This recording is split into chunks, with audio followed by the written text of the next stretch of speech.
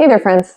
I'm Sam. I am here at Harvey Cat Homestead, and today I am working on fall garden planning. So this is my little site map that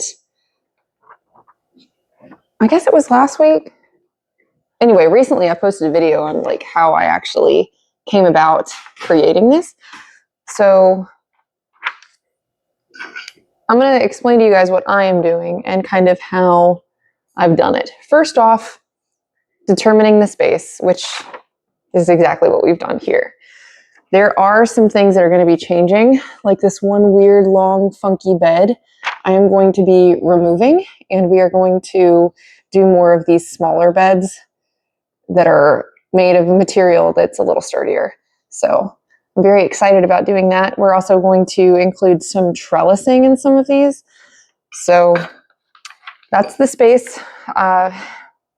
Another thing that you need to think about in terms of your space is if you have summer crops going, if you are doing something that takes a little bit longer, like for example, in our food forest, I have tons of pumpkins everywhere, and I'm probably not going to pull those out until we have our actual first frost date.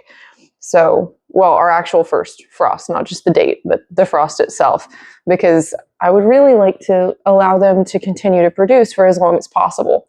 So if you have any spaces that are currently growing anything, you need to make sure that you're not going to end up trying to plant something where you've already got something growing and you kind of have this weird like, oh my gosh, what am I going to do? I have too many plants and not enough space. So try and avoid that would be my suggestion. It's not always possible, but over here, I'm pretty good at finding little holes to cram plants into. I don't know if you've watched any of my garden videos, but it's kind of just like a crazy jungle all the time. So, all right. So I mentioned my first frost date. That is the second thing that you need to determine when you're thinking about planting your fall garden. So here in North Carolina, our first frost date, or central North Carolina, it varies depending on your elevation. So like if you were in the mountains, then it would probably be a little bit sooner. If you were towards the coast, it might be a little bit later. So each specific location is going to have its own unique first frost date. For us, it's like around Halloween. So November 1st is an easier date for me to plan around. So that's kind of what I'm assuming. You need to know that so that you can kind of count backwards from that. I'll get into explaining that here in just a minute. So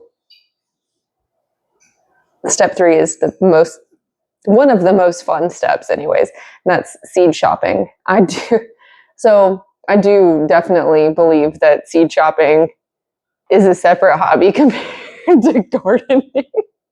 Gardening is one hobby. Seed shopping, whole other level. So that's why I wanted to show you guys my process now, because if you don't currently have seeds, you're not going to be able to go to Walmart and get them, likely. It is likely that you won't, because a lot of times I don't even have seeds this time of year. Like you're going to need to go online and find something. So here's I'll drop a list of different sites that I like to shop below, but this is from So True Seed. They're in Asheville, North Carolina. And then I do have some that I picked up earlier. Like this packet is from Lowe's Hardware, just very morose. It's like one of the most common seed companies. But my point is, unless you've already bought seeds that are going to do better in cooler weather, you're probably not going to be able to find them unless you go online or to a specialty seed shop and do your shopping. So we may not necessarily need to put any of these in the ground until September. It's August. This is like the beginning of August. So if you need to do some shopping and some research, my recommendation would be to start doing that now, so that in the future, like within the next couple of weeks, you can go ahead and order whatever it is you want to plant, and then it'll be here ready for you. So that would be the seed shopping situation. And what does well is going to vary depending on your specific area. Obviously, gardening is just so site specific. Even within our landscape, there are spots that do better in cooler temperatures than in hotter temperatures. So for example, the bed that I have, this little circle guy, this is like an old plastic container and it's black plastic. And so it gets very hot. I've not really had a ton of good luck with any winter crops in it because it absorbs all of the sunlight. The sunlight's actually a bit more intense in the winter here than it is in the summer. It's hotter, obviously, during the summer, but that's due to other factors. But because the angle that the sunlight is hitting, things are definitely a lot hotter here, or brighter. They're brighter here in the winter. So that black plastic, it's very hot, and I don't really bank on getting a whole lot out of that bed. So me moving into this season this is another part of understanding the space that you are actually working with, because you need to be able to kind of plan around the little microclimates and stuff that you have in the space that you're working with. So what you're going to be shopping for, now a lot of websites will have things organized for you in terms of whether something does well in cooler weather. For me, I grow a lot of beets. I grow a lot of root crops in general, minus potatoes. Some people do fall potatoes. I don't grow a lot of potatoes anyway. Most of the potatoes that we eat are like sweet potatoes. So those are for sure a summer crop. But wintertime, we do things like carrots. We do things like turnips, like radishes. I'm trying to think of anything else that's a good root crop. You could do rutabagas. You could do any other. I mean, there's a bunch of different root crops that do well. But I'm just kind of listing off the things that I know I'm going to plant soon. So, and tons of greens. Greens do really well. Anything in the brassica family. So stuff like Brussels sprouts, cauliflower, broccoli, lettuce. I don't really do a lot of lettuce because I don't eat a lot of lettuce. I feel like lettuce, even when you're growing it in the garden, it's going to have a little more flavor than when you buy it at the store, but it still just kind of tastes like water to me. But I will do something like kale or Swiss chard or something like that. Something that has what I feel is a little bit more of a nutrient value than lettuce. But anyway, and most greens are going to do better in cooler weather. And then there are a lot of herbs that do better in cooler weather too. And that's just kind of, again, it's dependent upon where you're at, but parsley does better here. Dill does better. Chamomile. There's all kinds of stuff that I've tried in the summer in the past, and I've just not gotten anywhere with it. And so I'm going to try and do it in the fall here. And North Carolina is tricky because you can try and do a spring garden, but the summer kind of hits before spring does here, if that makes sense. The weather's just a little kooky. So it's hard to know when it's actually going to get really, really hot. So I kind of plan to deal with heat right off the bat. Southern Seed Exposure is a really good place to get seeds. Baker Creek, of course, is a good spot.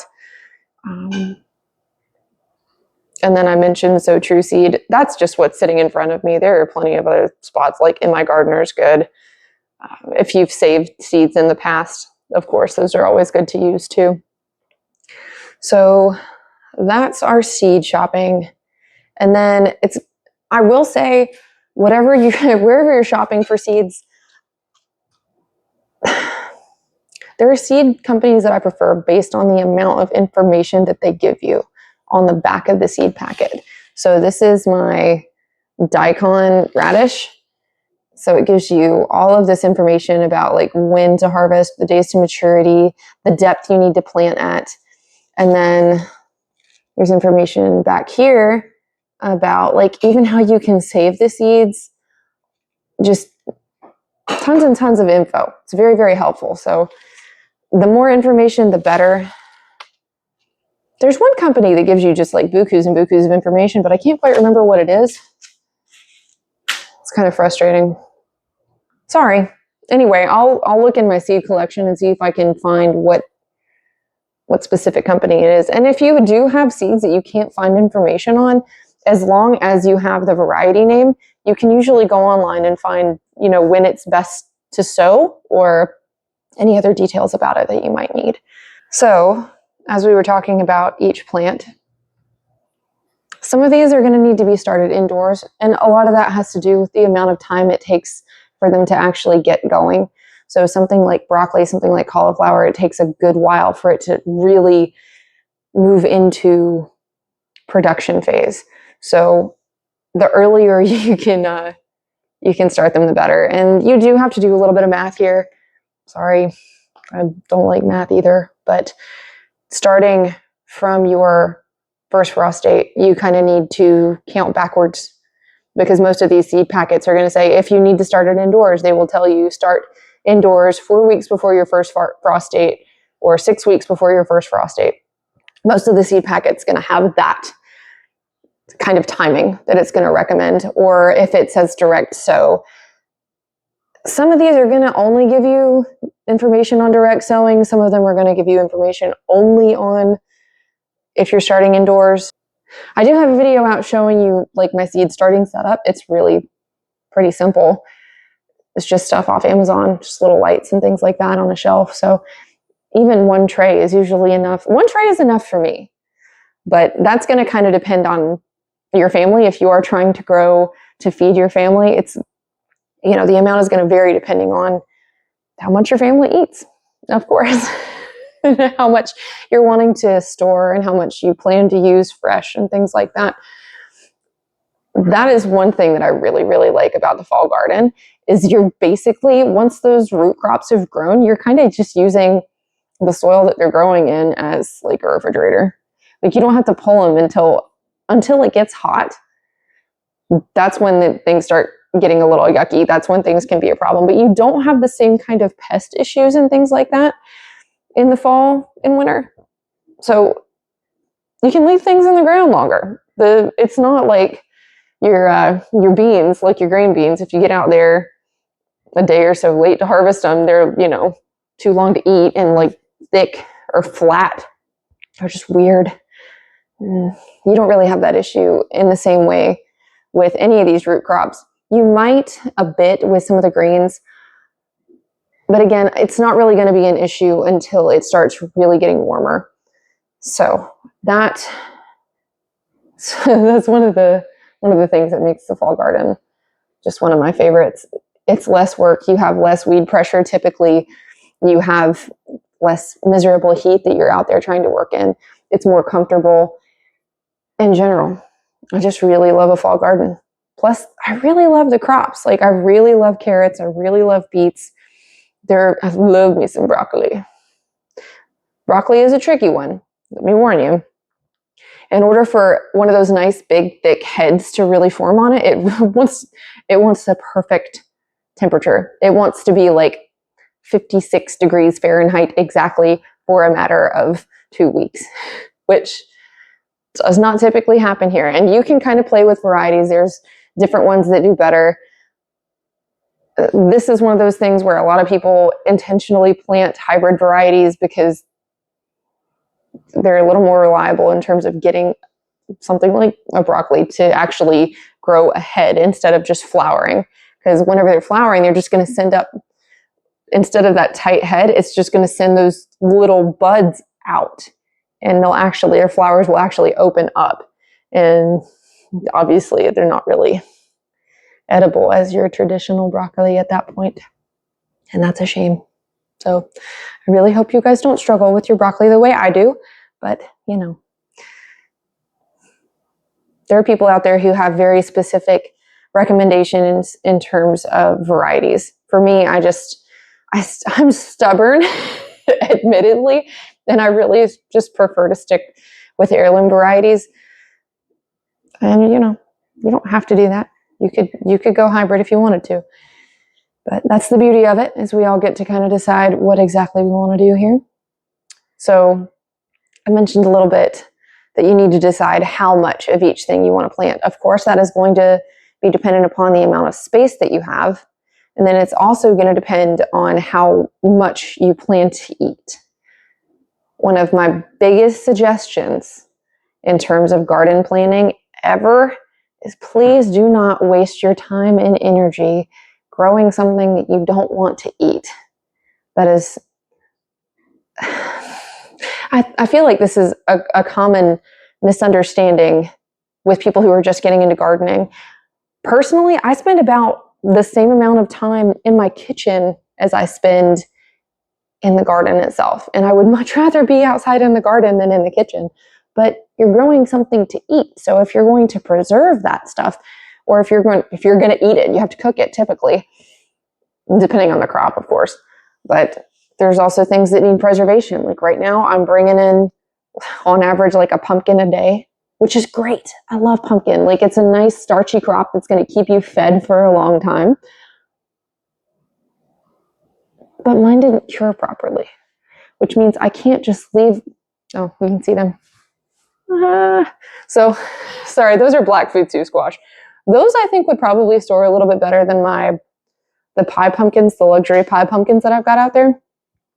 A lot of those, because of the heat, began to rot when they were on the vine. So if they're rotting on the vine, they need to get processed and stored as soon as possible.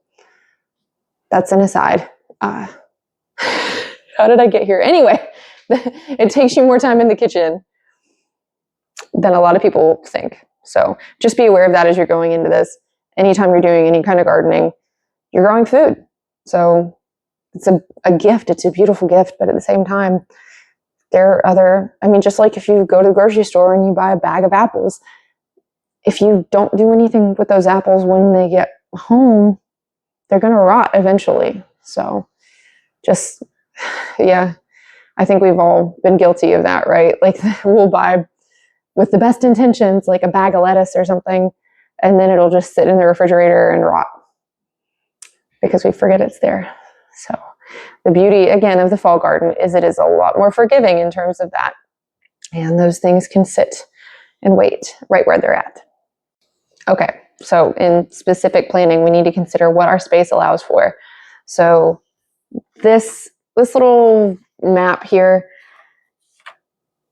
some crops you can just kind of like block plant, and others like cabbage and broccoli are going to take a lot more space. So I've got little circles put in here in the spaces I know I'm going to do the cabbage and the cauliflower and things like that I know are going to need much more space. Whereas with the radishes and the carrots and whatnot, I can just make a little furrow, make a little trench, and just sprinkle some seed in.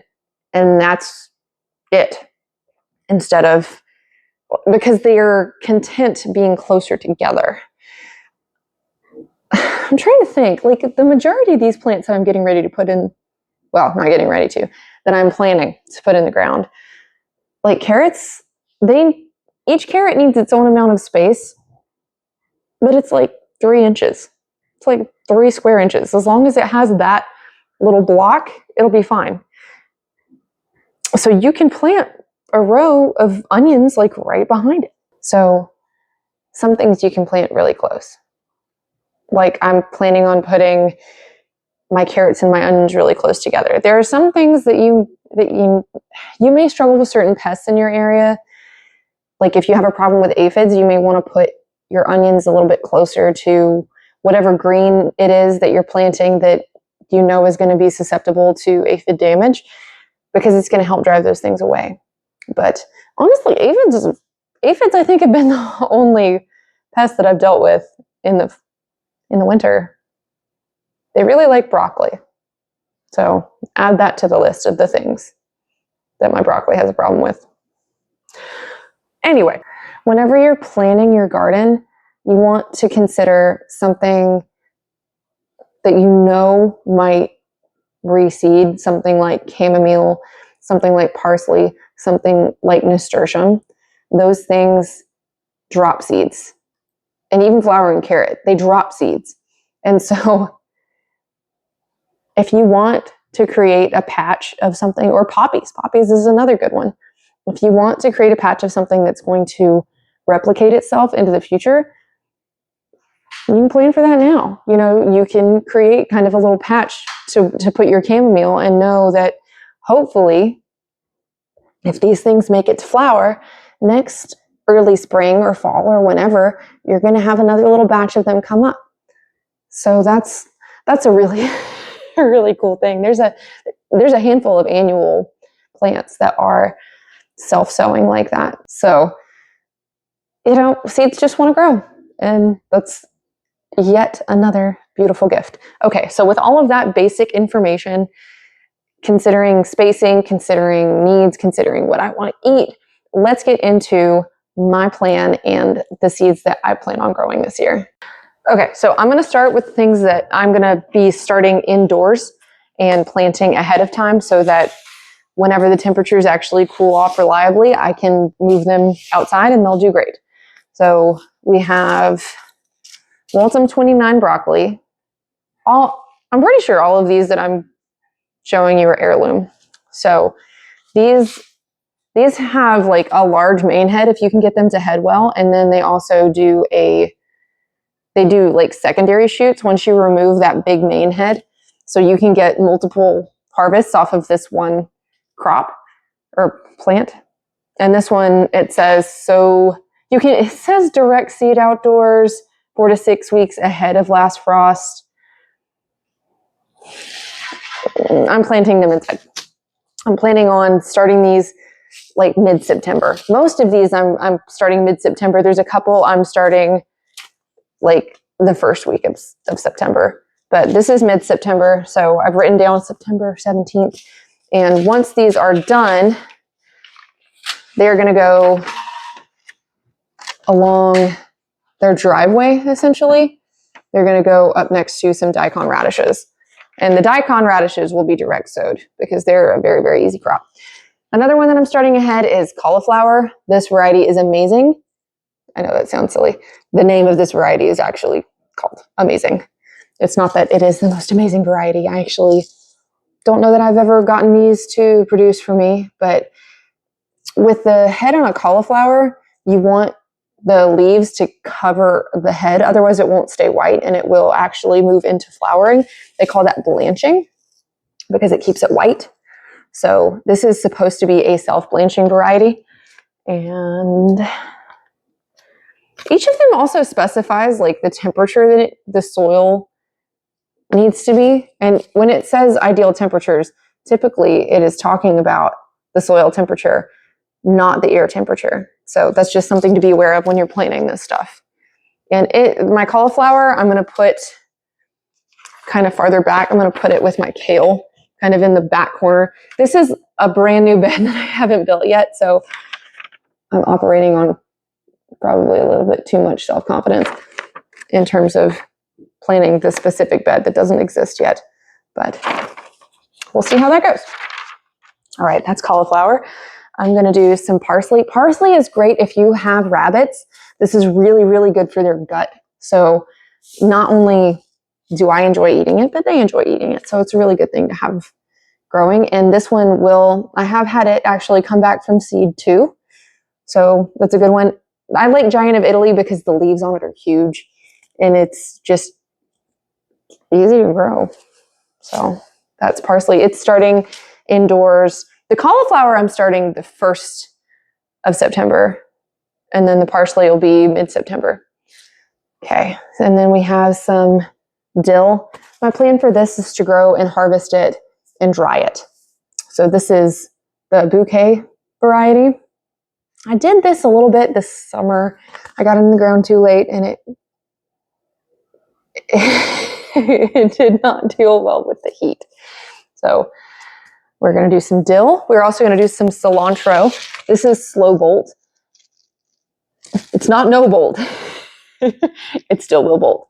And this stuff, it's great for salsa. It's very frustrating to me that the same time that all of my tomatoes and whatnot are ready to be harvested, I can't also harvest cilantro because at that point it's coriander because it's gone to seed, which is fine. I use the coriander in pickling and whatnot as well, but it's not the same as salsa.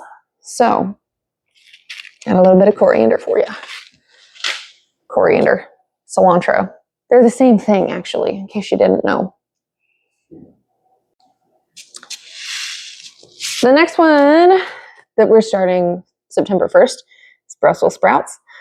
I love a good roasted Brussels sprout. These have like smaller to mid like the sprouts on these are not huge. They're pretty small.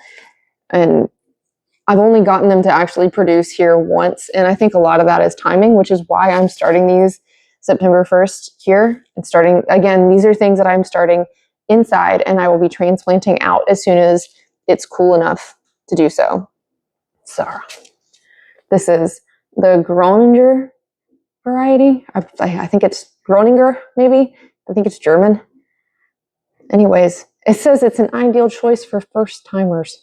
So if you have a hard time growing Brussels sprouts, this may be the variety for you. Again, I'm starting it inside to get a jump. So next one I'm doing inside, I'm doing 2 varieties of kale. In the past, I have just direct sown these. They do okay direct sown, but again, it's all about timing. And if I can get them in earlier, I can start harvesting off of them earlier. And I'm just missing greens. I don't have a lot of greens coming out of the garden right now. And in the fall, I really enjoy doing like stews and soups and stuff. And these are just really good in there. The 2 varieties I'm doing Ragged Jack, which is like a good old standby, and then Scarlet Kale. I think it's such a pretty color. I like the curls on the leaves too. It's like really good in a kale salad with like some poppy seed dressing and some sunflower seeds. It's a great texture. It's got a nice crispness to it. And both of these have done very well for me in the past. So I'm just going to stick with what I know works. Again, you know, I still have to experiment though, because that's me. So I'm going to try and grow some poppies. Poppies do not like the heat and humidity of the South. So I didn't even get these to germinate in the spring. They just did not want anything to do with me. So I'm hoping that they will do well in the fall. And this is a breadseed variety. It's called Giant Rattle. Obviously, the flower is stunning as well, but if you allow these seed pods to actually finish, they will produce poppy seeds. Imagine that, poppy seeds from a poppy.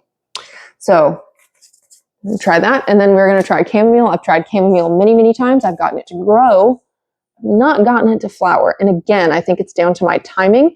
And this is the Zloty Lawn variety. It's another German variety. And it is supposed to do well in the heat. Supposed to. I don't know. Anyway. Do well in the heat.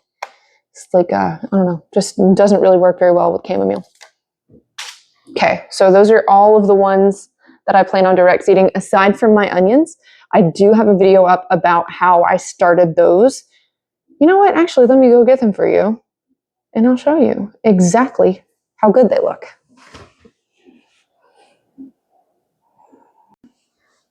So this is my Texas 1015 sweet onion. Whenever they come up, like the head of the seed itself stays on there. So, I mean, you can pull it off, obviously.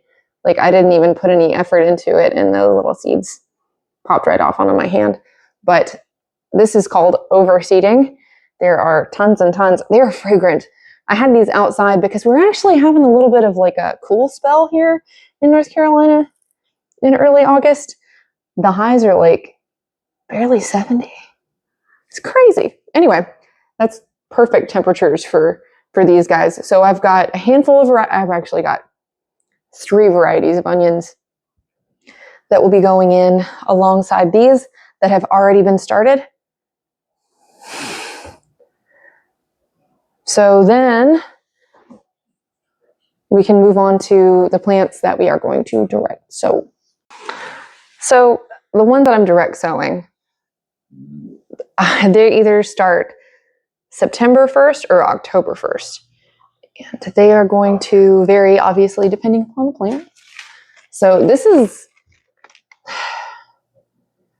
Crouby de Massain. I don't know. I'm not French. I think this is a French snap pea. These are very, very sweet snap peas. They do very well in like stir fries and things, and just as snacks. Gosh, they're so good. I absolutely love these. I've not tried growing them in the winter before, but they're really great as a spring crop. So this is one that's going to be going in directly in like the 1st of September. It's going to go on a trellis. It's going to go in one of these beds. It's like right up against the driveway, right there. That line right there is one of my cattle panel trellises.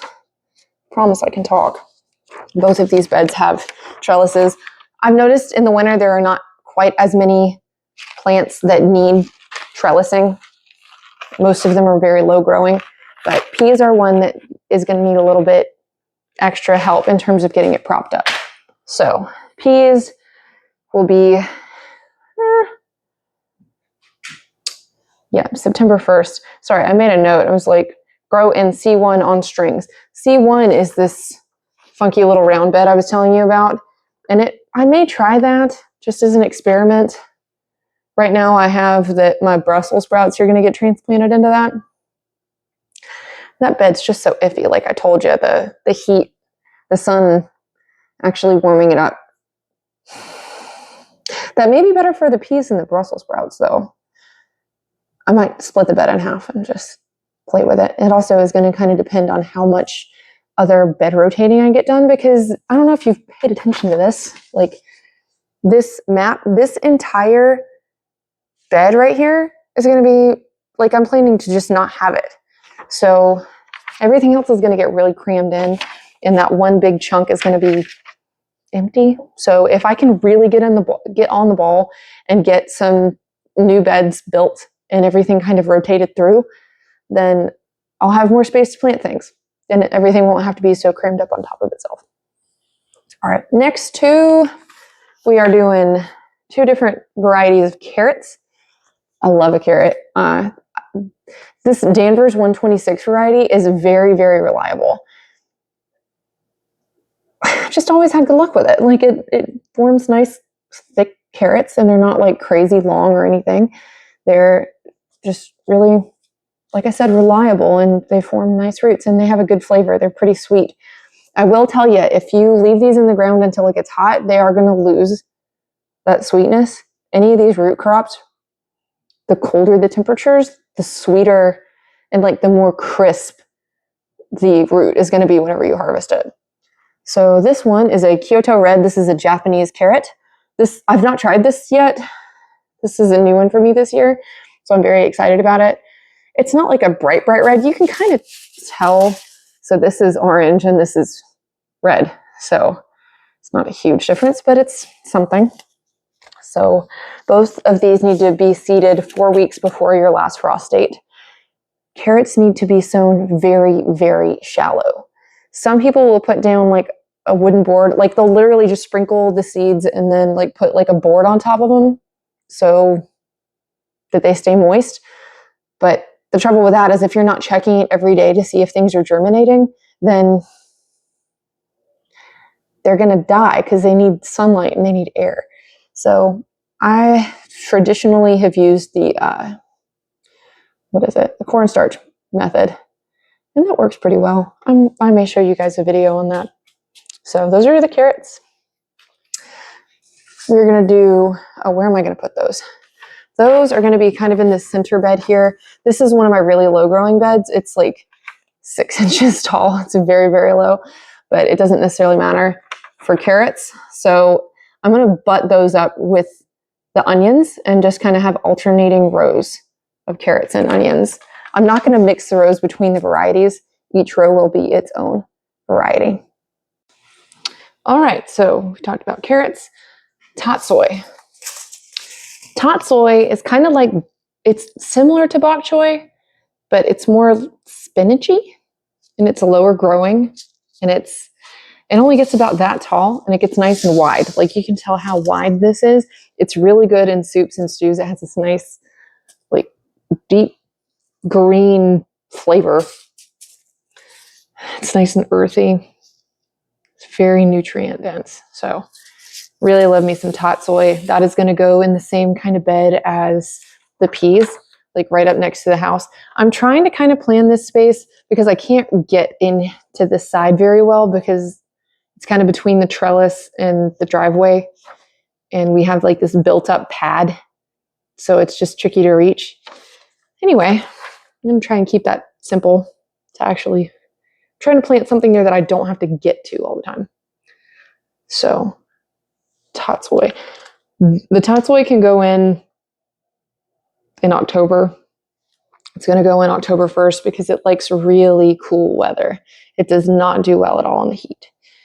All right, so our next green type plant, we're going to do cabbage. We're going to do 2 different kinds. I've been experimenting with doing fermentation, and so I want to do a couple more of this. I want to do more kraut. I love me some sauerkraut. So both of these I did this spring, and they did quite well. So we've got Mammoth Red Rock Cabbage and then our Premium Late Flat Dutch. So both of these I know do well in my area. Again, the timing with these is what's so tricky because they want a certain temperature range and a certain amount of light for when that big thick head is actually forming. They also need a lot of room for that head to form. So each of these are going to get at least 1 foot square. They'd probably do best with about 3 square feet because especially this guy gets massive. These are kind of smaller, but this guy could probably deal with about 4 feet, 3 or 4 feet. So these are going to go in October 1st. Again, they don't do well in the heat. They may not germinate at all if you put them out too early. I'm trying to think what else I didn't mention here. We're going to do some turnips. These I'm going to plant on the other side of my beets here, back in this area against the driveway. Turnips I really like to can, so we'll use the greens and the root of these. And this Hita Beni Red is Japanese, and it's a sweeter variety, so I really like these. Their days to harvest is like, it's shorter than most. So I will say I have had problems with like aphids getting into these in the past if I haven't gotten out there to harvest them in a reasonable time.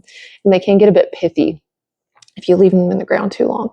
But they taste phenomenal. And these are really good roasted too. So that's the turnips. And then we have some beets.